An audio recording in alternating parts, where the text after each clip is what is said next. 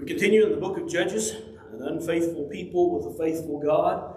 We've had, I think this is our fourth class in this particular study, and we're ready to start in on Judge Ehud. And his story is told in Judges chapter 3, verses 12 through 30. And it begins, "And the children of Israel did evil in the sight of the Lord, so the Lord strengthened Eglon, king of Moab, against Israel, because they had done evil in the sight of the Lord. Then he gathered to himself the people of Ammon and Amalek, and went and defeated Israel, and took possession of the city of palms, so that the children of Israel served Eglon, king of Moab, 18 years.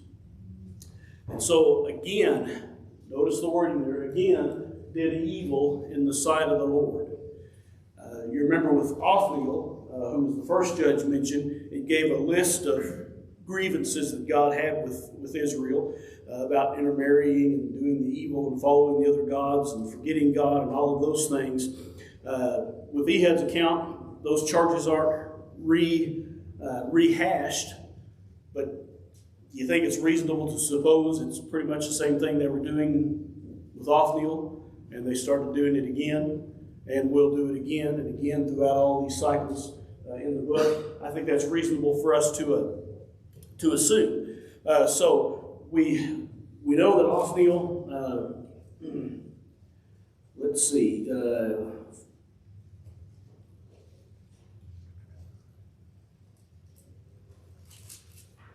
let me find it here.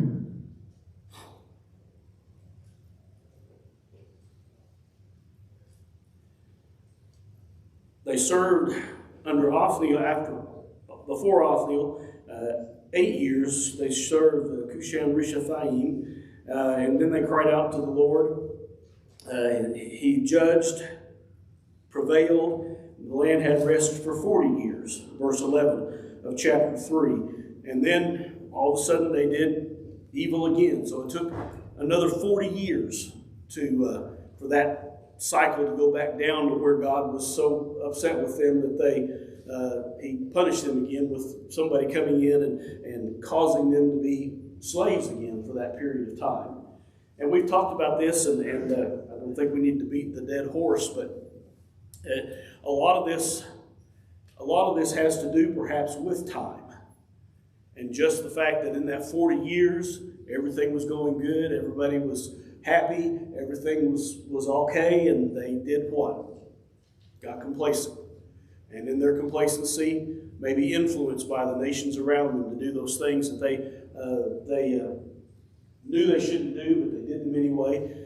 Forgetting God again, forgetting what He had asked them to do, serving the Baals, the Asherahs, all of those things. And so we've talked about this in the class already, that it's up to us to be very careful, because time can be an enemy if we aren't staying on top of things.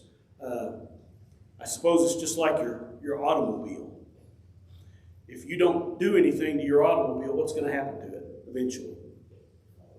It's going to fall apart, isn't it? It's going to quit working. You don't put new tires on it, if you don't put new brakes on it, if you don't do those things that needed for routine maintenance, then it's not going to last nearly as long as it could if it was kept up and had the adequate maintenance on it. And I think our lives are that way as well, especially our spiritual lives. We need that adequate maintenance, which is why you're here this morning for Bible class, and why you read your Bible daily and do those things, because that's the maintenance part of it, so that we're doing what we're supposed to do and constantly reminded. And so as time goes by and years go by, we don't get to that point where we're not doing that maintenance that we need to be doing for ourselves. And that seems like what Israel did. So the Lord strengthened Eglon, king of Moab, against Israel, because they had done evil in the sight of the Lord. And he gathered to himself the people of Ammon and Amalek. And here's a map. It gives us what we think are the locations of those particular nations. You notice the Dead Sea there. It doesn't go all the way up to the Sea of Galilee, but you can see Jerusalem and the tribes of Simeon, Judah, Benjamin, Ephraim, and Dan there. And those are the three areas where they combined together to fight against Israel. And again, it was a coalition of nations that came in to do that, with Eglon, king of Moab, being the strong one of those. And it says there they went and defeated Israel and took possession of the city of palms. Anybody know what that city is? Jericho. It's only called the city of palms twice, and both of those in Judges chapter 1 and verse 16, in the conquest narrative of the land of Canaan, and here in Judges chapter 3 and verse 13. Jericho is located right there. It's near Jerusalem, and those are modern-day pictures of the city. They grow date palms there, and the trees are thick in the area. There are lots of those, and so that's why it's a city of palms. And last time we were over there in Israel, back in, February, we were going to get out of Jericho. And overnight something happened. We don't know what, but our tour company said, we're not getting out of the bus. So that tells us it was probably a security issue or something. We drove through the city. We just didn't get off the bus. So, but anyway, this is where he set up, the king set up his headquarters for Israel. This is where, in just a minute, we'll read, they take the tribute to him from the areas that he was controlling. And we'll get more of that in a minute. But when the children of Israel cried out to the Lord raised up a deliverer for them, Ehud, the son of Gera, the Benjamite, a left-handed man. By him the children of Israel sent tribute to Eglon, king of Moab. Now Ehud made himself a dagger. It was double-edged and a cubit in length, and fastened it under his clothes on his right thigh. So he brought the tribute to Eglon, king of Moab. Now Eglon was a very fat man.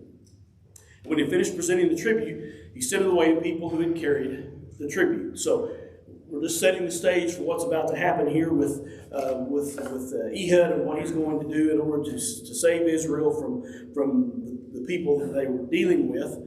But he, speaking of Ehud, himself turned back from the stone images that were at Gilgal and said, I have a secret message for you, O king. And he said, keep silence. And all who attended him went out from him. So Ehud came to him. Now he was sitting upstairs in his cool private chamber. And Ehud said, I have a message from God for you. So he arose from his seat. And Ehud reached with his left hand, took the dagger from his right thigh, and thrust it into his belly. Even the hilt went in after the blade, and the fat closed over the blade, for he did not draw the dagger out of his belly, and his entrails came out.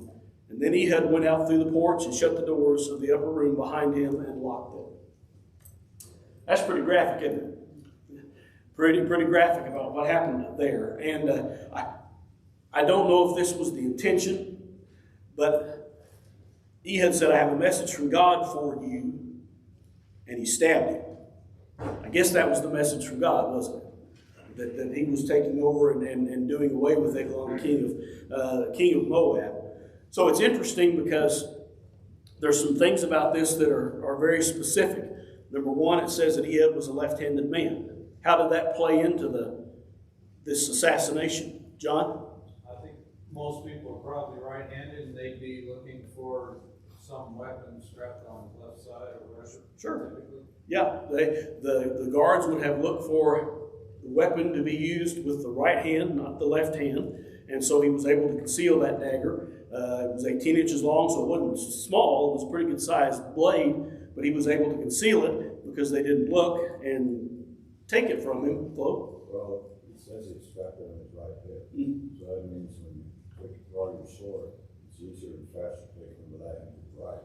Just like a gun. You want to get fast. Yeah, cross-draw holsters, yeah. Yeah, so it was all planned. He planned all this out, took the dagger from the thigh and thrust it into his belly, and we won't read that about the entrails and all that anymore. But we read that, and we cringe a little bit at that, don't we? Just a little bit.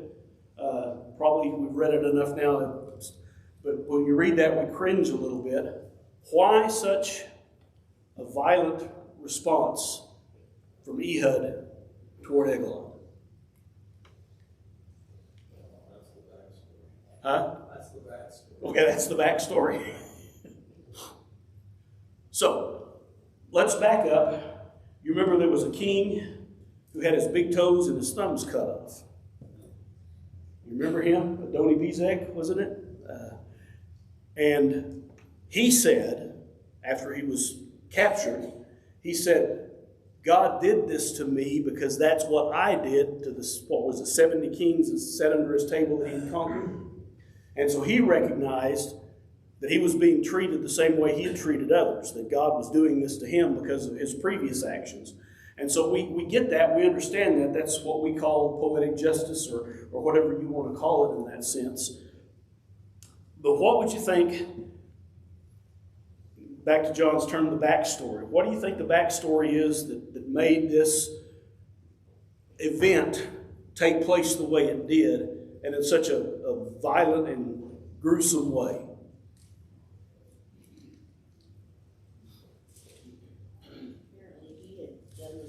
Okay, so we're not talking about the king being a stellar person, are we? No, this guy was evil, and that's why God chose him to be the one to oppress Israel, because of that evil that he had done. And so this was, in essence, I would say, maybe the punishment of him for his evil deeds and his evil ways, a demonstration that if you mess with God's people and they ask for God's protection, what are they going to get? They're going to get God's protection. And you're going to go down as a result of that. And so, I think, and I say all this because you read the Old Testament, there are a lot of people who just look at the Old Testament and say, boy, it's just nothing but violence. It's nothing but death and mayhem and dismemberment and all those things. And then they take the next step is, how can that be a really loving God to allow all that to happen, or to cause all that to happen? And so that's where they then say, well, that's not the kind of God I want to associate with. So, does that make you feel the same way? Or could it make you feel the same way? Ellen, you had a comment. Yeah, God has stated that when he raised up a nation to take Israel into possession, that if they treated it well and this and that, because he said, go there and plant your fields and grow your crops, live with these people and I will bless them. Yeah. And then when the point came when it got really bad and they started praying and God would come back, God said, okay, these people that I brought over here to keep you, and because they did this to you, I'm going to destroy them. And that was typically the thing, especially when you look at Babylon, and King Darius and Nebuchadnezzar, and the things that God actually spoke to them and said, and they were given a better situation, I guess you could say. Just like in Egypt, when Joseph was there, and the Pharaoh knew Joseph and the people, everything went well until the new king came into the new Pharaoh. And then look what happened to them. So I think it's just a repeating story of, obey me, you'll be blessed. Disobey me, I'm going to put you to bondage. This is going to happen, that's going to happen. So many years are going to go by, they're not going to rescue you. But at the end of it all, these people that mistreated you, they're going to pay for what they did. Okay, all right. So, Romans 1.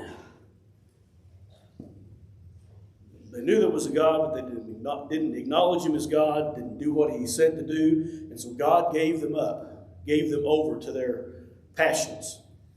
And what tends to be the end result of a nation who lives by that rule that, it's key to Judges, everyone did what was right in their own sight?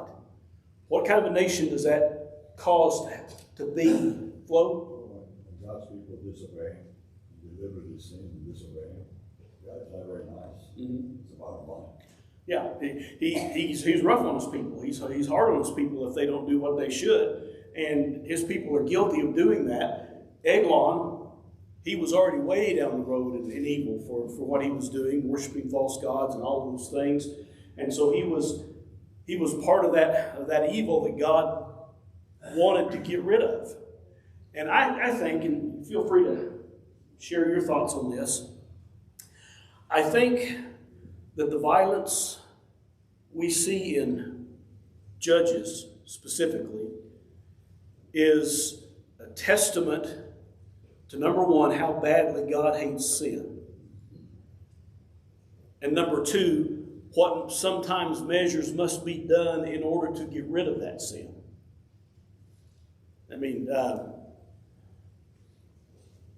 let's say you have cancer and the doctors have to go in and cut that out. That's a violent act, isn't it, in a sense? Because that's what it takes to get rid of it. you get sin so deeply seated in a society, in a culture. What does it take to get rid of that? It takes something big, doesn't it, Marcia? Well, it's almost like disfellowship. Mm-hmm.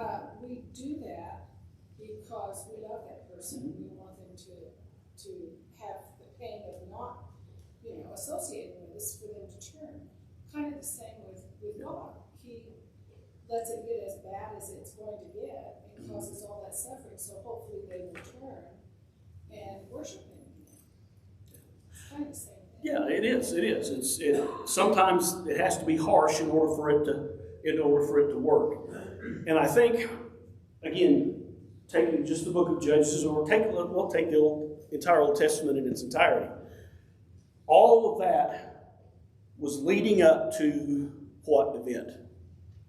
Jesus.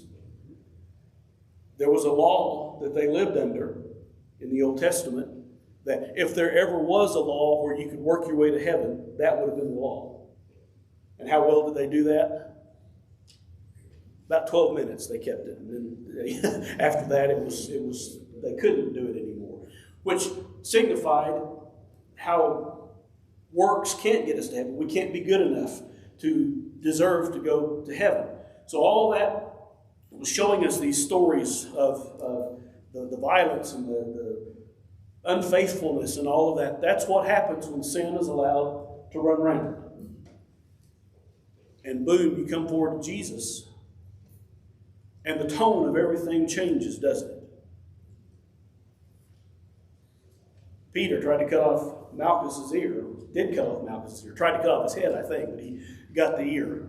Peter was a fisherman, not a swordsman. And Jesus said, put your sword away. That's not how we do things now. Because Jesus' sacrifice fixed the problem of sin that nothing else before could have. And so once that was once and for all, that changed the game. The sin had been finally conquered. Doesn't mean it doesn't still exist. Doesn't mean people can't get as, you've got the Hitlers and the Mussolinis and all those in the world that have done evil and terrible and horrible things. And that can still happen. But God has given us a path through Jesus in order to alleviate that sin in our lives, in the lives of the church, in our lives individually, that maybe they didn't have back in the Old Testament. So it's, when you look at it that way, to me that helps it make more sense of why the Old Testament had so much violence in it, because it was leading and preparing the world for what was going to happen under Jesus. And another thing, so that maybe we would appreciate what we have in Jesus and don't have to live under that old law. And I think that's something we need to remember as well. Ellen? Yeah. You look at Israel as a nation that's being punished, even though it was all individuals.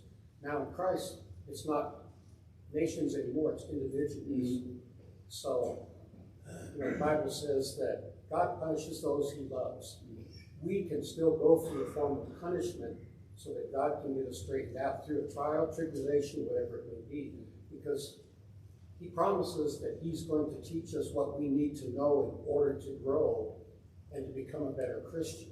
So there's certain things in our life that we have to get rid of that we don't want to let go of. For example, riches. I was listening to a song this morning. If your life is all around money and riches and amassing more and more wealth, that's the wrong way to go. I learned that the hard way because God put me through a situation that said, those things don't matter. Don't focus on those things. Focus on me.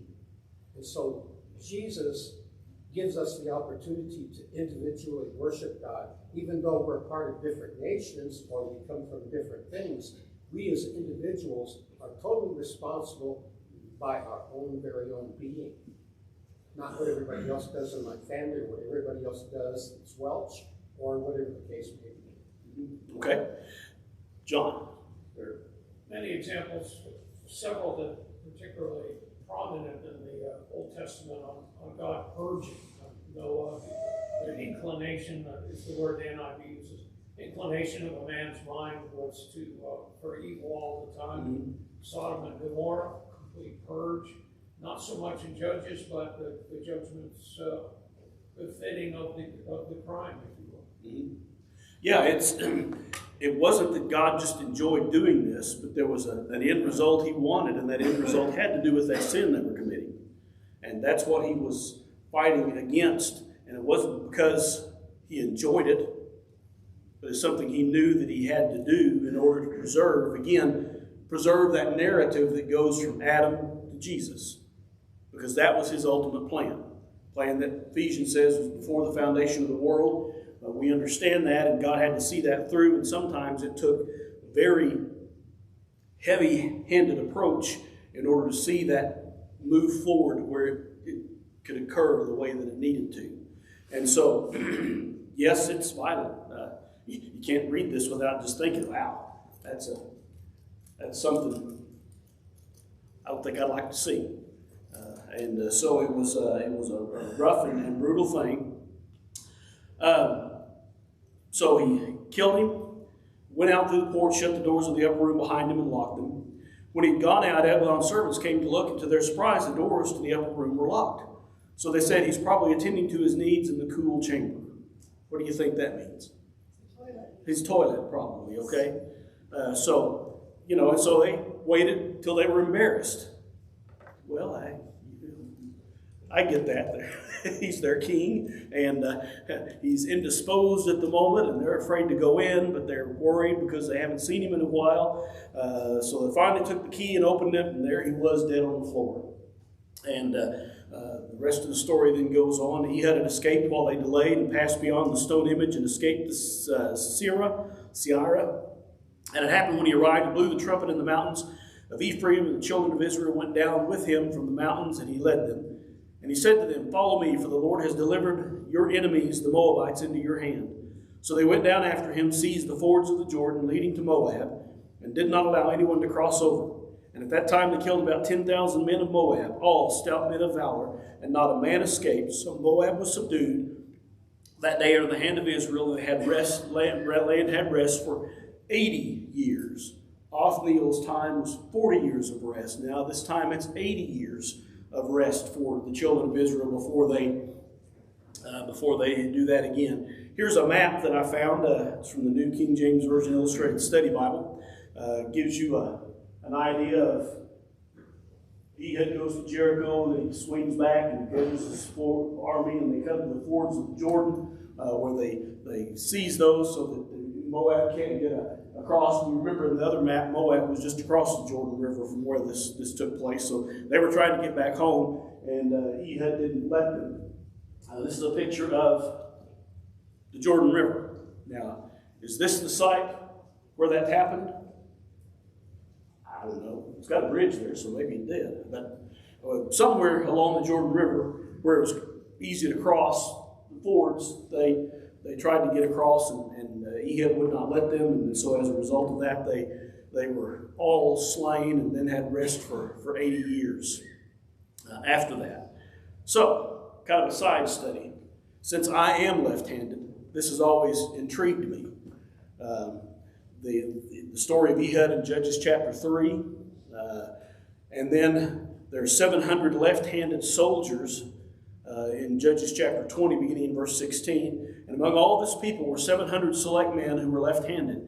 Everyone could sling a stone at a hair's breadth and not miss. Now besides Benjamin, the men of Israel numbered 400,000 men who drew the sword, and all of these were men of war.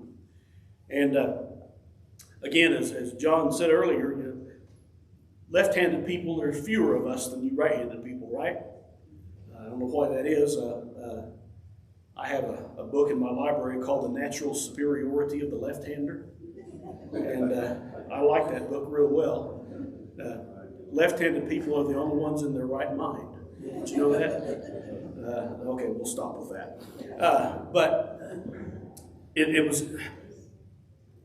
was worthy of noting these left-handed soldiers for some reason in the narrative here of Judges chapter 20. And then there are in 1 Chronicles 12 verses 1 and 2 ambidextrous soldiers. Now these are the men who came to David at Ziklag while he was still a fugitive from Saul the son of Kish. And they were among the mighty men, helpers in the war, armed with bows, using both the right hand and the left hand, in hurling stones and shooting arrows with the bow. They were Benjamin. They were of Benjamin, Saul's brethren. So those are the only 3 instances where it mentioned Ehud, the 400, and these gentlemen here where the left hand is mentioned. And I found it interesting when I was typing in on the search engine, left-handed people in the Bible. And of course, do a Google search and come up with 1 billion hits. Most of them don't have anything to do necessarily with what you're searching for, but the found that. And I saw something interesting. That somebody asked a question, is it a sin to be left-handed? Which irritated me, just imagine, because I'm left-handed. But there were several sites where the issue of left-handed and right-handed, left-handed was considered a sinful thing. Why might somebody reach that conclusion?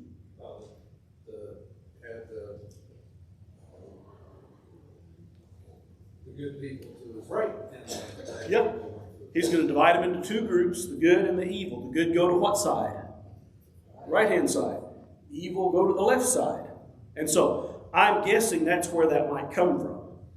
The idea of, and I don't think that had anything to do with right and left hand. It was just put them over here and put them over here. It was not a statement about which hand you happen to be born using and writing with. But I just found it interesting that people were asking that question. Les? Well, I would say that suggests to you that this passage here explains it. Because they were of Saul's brethren. No. Okay. Runs Runs in in the family. the family, yeah. My granddaughter Emma's left-handed. Les is married to a left-handed woman. Yeah. You better be careful. Yeah. So again, and I only bring that up because I just found it interesting that would lead to a question like, is it sinful to be left-handed? And I've heard, I wasn't privy to this, but didn't it used to be where if you were left-handed, they would force you to change and be right-handed in school? Because it's better. Because it's better? All right. I can see where this class is going. It's downhill right now. All right, any other thoughts or comments on any of that? Rick? Proverbs associates leftness with wrongness. Mm-hmm. Yeah, and so that right hand, left hand imagery is used in Scripture of good versus evil. And again, maybe that's why these people who are asking this question thought, well, if you're left-handed, maybe you're inherently evil or naturally evil or whatever. But just because the imagery says that doesn't mean it has anything to do with, in my opinion, with what hand you write with or what hand you don't write with. That wasn't the point. The point was we're talking left hand and right hand. You want to be on the right hand with God, to His right, not to His left, whatever that's worth. Mike? Did you mention that all of these left-handed people were Benjaminites? Yeah, Les mentioned that, yeah. So that makes you wonder why. What was it about their history, genetics, that happened? I don't know. I don't know enough about that to talk intelligently about it. But it's interesting that they're all a group, a conglomerate of people in that. I know in my family, up until my boys were born, the firstborn in the last 2 generations was always left-handed. Nobody else. Firstborn. I was the firstborn to my mom and dad, left-handed. Somehow that, I guess it's the Davis genes that came from my wife, broke that cycle, and both my boys were right-handed. So, but then Emma is left-handed. So yeah, go figure. I don't know how all that works. But all right, other thoughts or comments? John? It can be a real plus as far as lawyers are concerned to be the both-handed. Yeah. Yeah, to be able to be ambidextrous, switch hitters in baseball, come out one time hit left-handed, another time hit right-handed. They can be some of the better hitters in baseball. So again, it's interesting, and what this has to do with our salvation, I'll say probably absolutely nothing, but it's interesting to think about. And it's interesting that it's mentioned.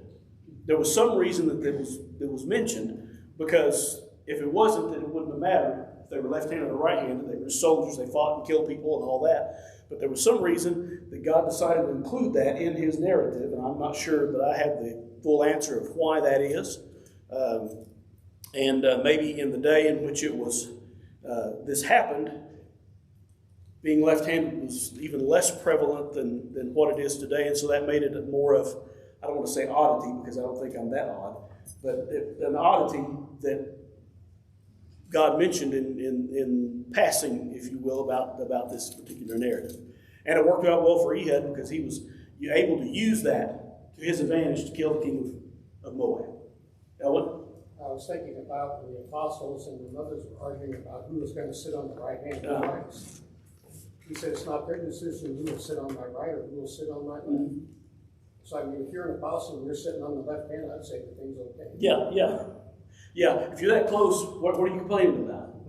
Yeah, it's kind of like we joked about, living under the porch of Motel 6 in heaven. It's still going to be better than in the other place. So we said that jokingly in our discussion a couple of weeks ago. Shamgar. Shamgar gets a lot of press. He gets one verse. Verse 31.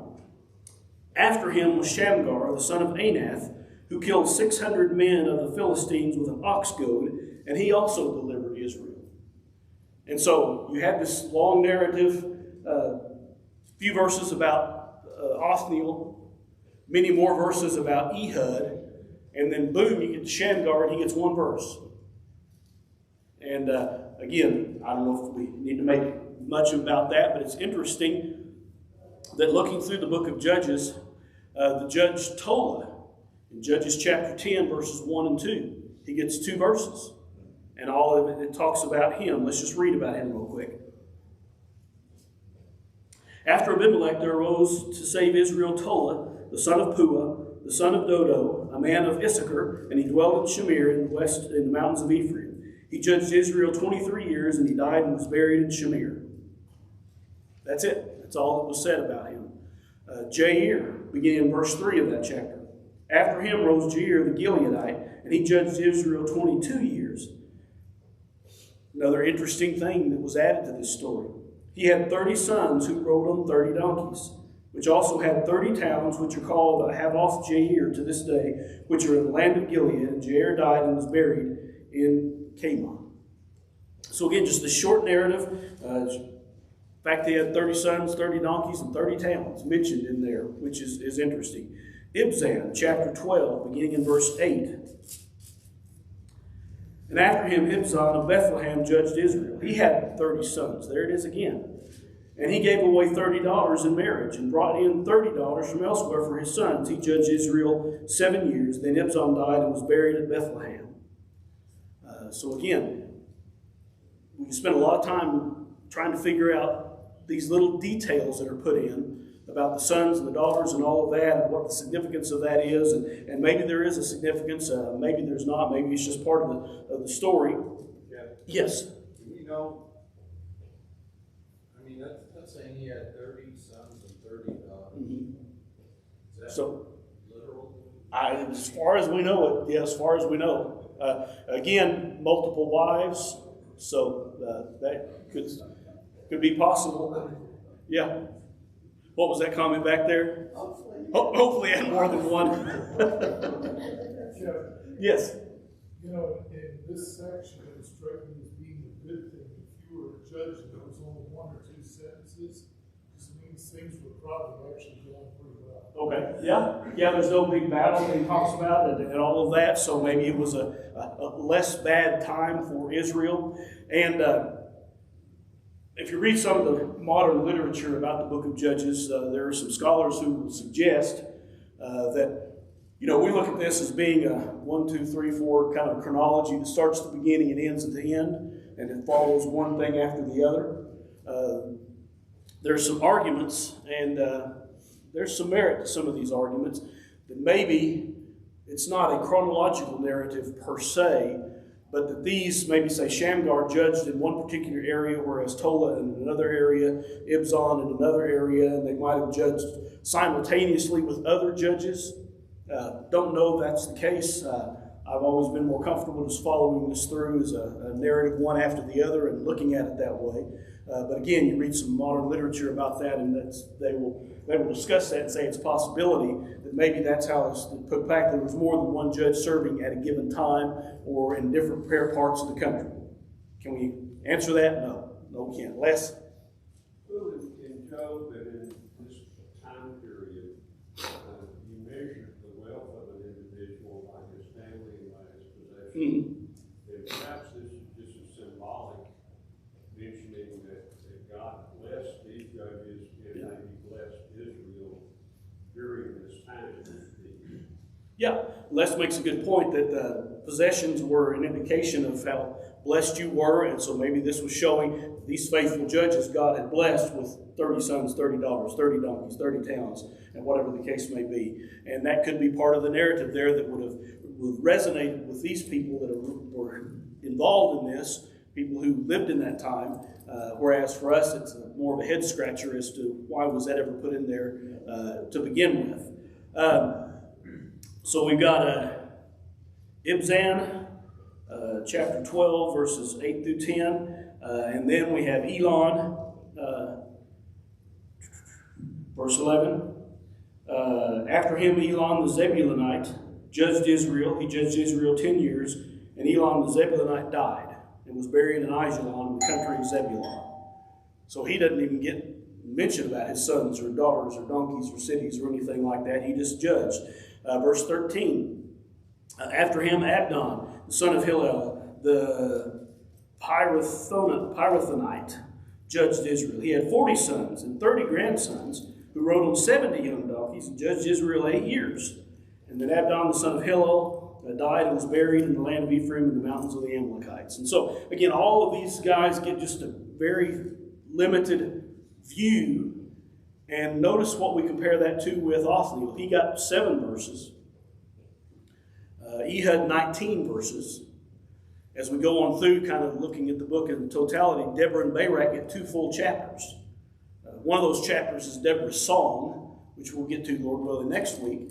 But it's a whole chapter about their victory. Gideon gets 3 chapters. Jephthah gets 2. And Samson gets 4. And so, again, I don't want to make more of this than we need to, or I don't want to make less of it than we need to.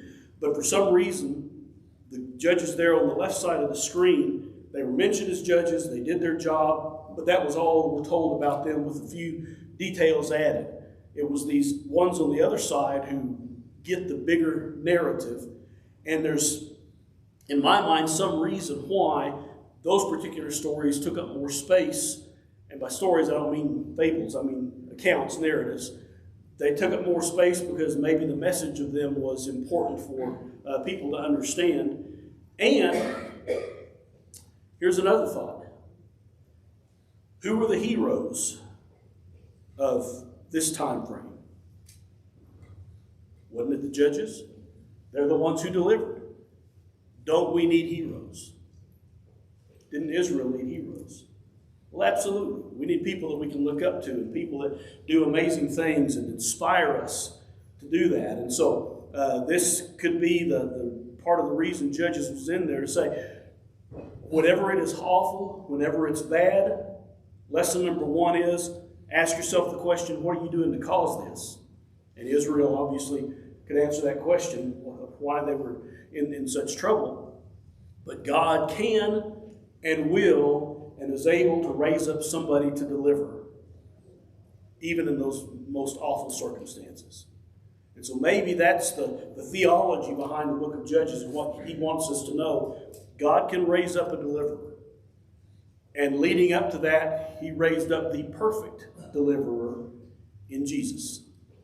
God was capable of doing that. So there's more to the story than just these historical narratives. There's, again, a reason why God did it this way.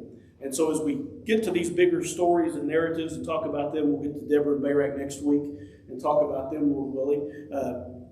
Be thinking in your mind, okay, what is God trying to tell us by including this particular narrative as opposed to what Shamgar got or what Ibzan got? Flo? What really strikes me is when you you look at in Judges and all throughout the Old Testament, the wrath of God was seen. And then you go to the cross, and there Jesus being God did not strike. Right. That didn't bring that wrath on him. And we know why he died, for the purpose of his death, resurrection, but the contrast is dramatic. The wrath of God, and in the cross, there was no wrath, literally, at that point. Yeah. So that really strikes me as giving perspective. Sure, yeah, absolutely. Flo makes a good point that, there's the wrath of God in the Old Testament, all these things we're talking about in the book of Judges. But when he got to the cross, Jesus said, I've got legions of angels just waiting for the word. And he never gave it because he knew what he had to do to save humanity. And so that gives us the wrath of God. Yes, it still exists, but it was able to be satisfied because of the sacrifice of Jesus. And that means you and I can be saved completely, unlike those people of the Old Testament, because of the perfectness of his sacrifice. Les, you had a comment real quick. Well, perhaps the lesson is the contrast during this time when the people were following God's plan. He always raised someone up against their enemies. When they turned to their plan with kings, God didn't always do that. True, they grew in wealth and power, but God didn't always deliver his people, and in the end, lived them off in captivity. And perhaps the lesson is, as long as you follow God's way, things will work out for you. Yeah, absolutely. And I think that's a great way to end class. The people were in trouble because they weren't doing what God told them to. They weren't doing his will. And that's a pretty simple lesson, but I think a lesson powerful for all of us. Thank you.